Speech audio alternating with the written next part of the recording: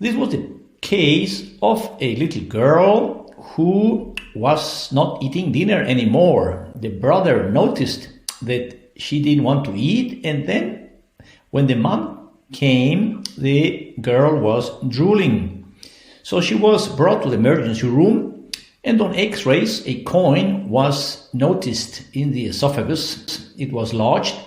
After the patient was intubated, we performed endoscopy, and as you can see, the coin is lodged in the upper esophagus.